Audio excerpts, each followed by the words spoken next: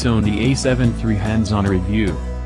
Features: all new 24.2MP back illuminated sensor. 5-axis image stabilization offers 5-stop compensation. 4K video capture using full width of the sensor.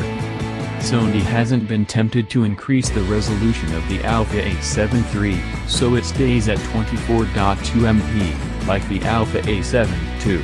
However, the sensor is completely new and features a back illuminated design which, combined with the latest Bion's X image processor, sees the sensitivity range greatly improved over the older model, with an extended ISO ceiling of 204,800, the same as the Alpha a9. It's 2 stops better than the a7 II's 51,200 limit. Sony also reckons it's managed to achieve a dynamic range of 15 stops with 14-bit RAW files.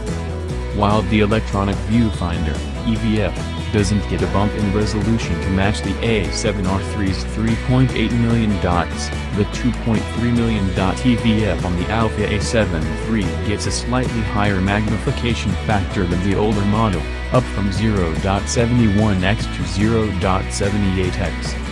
As we've seen with other recently announced Sony cameras, the rear 3.0-inch tilt-angle display is now touch-sensitive, enabling you to set the focus point and browse through images quickly, although it doesn't allow for quick navigation of the camera's menu. The 5-axis in-body image stabilization system in the Alpha a7 III has also been tweaked, and now provides 5 stops of stabilization, improving slightly on its predecessor's 4.5 stops. It's no surprise to see 4K video capture on the Alpha a7 III. Recording in 24p, the full width of the sensor is used, with full pixel readout and without pixel binning. This sees around 6K of data collected, 2.4x the amount of data required, before the footage is then oversampled to produce what Sony says will be 4K footage with exceptional detail and depth. If you want to shoot at 30p, there's a 1.2x crop option that uses roughly 5K of the sensor. Build and handling. Design identical to the Alpha a7R3. Features a multi-selector joystick and iPhone button. Dust and weather seal. As we found with the a7R3, the joystick greatly improves the handling of the camera, with f-point selection that much quicker out in the field. Another bit of good news is the arrival of a dedicated iPhone button on the rear of the Alpha a7 III, making back button focusing much easier. The button is positioned nicely, although we wouldn't mind it being a little more pronounced so it's easier to press.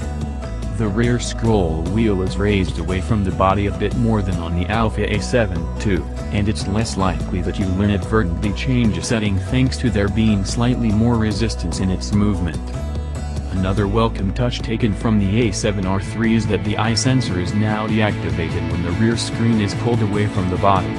This means it's possible to shoot waist-level images without the feed cutting out and rather unhelpfully swapping to the EVF. The body is a touch thicker than the a7 II as well, but it feels more satisfying to hold thanks to a refined grip, and the overall feel of the camera is very good thanks to a predominantly magnesium construction that virtually mirrors that of the Alpha a7R3.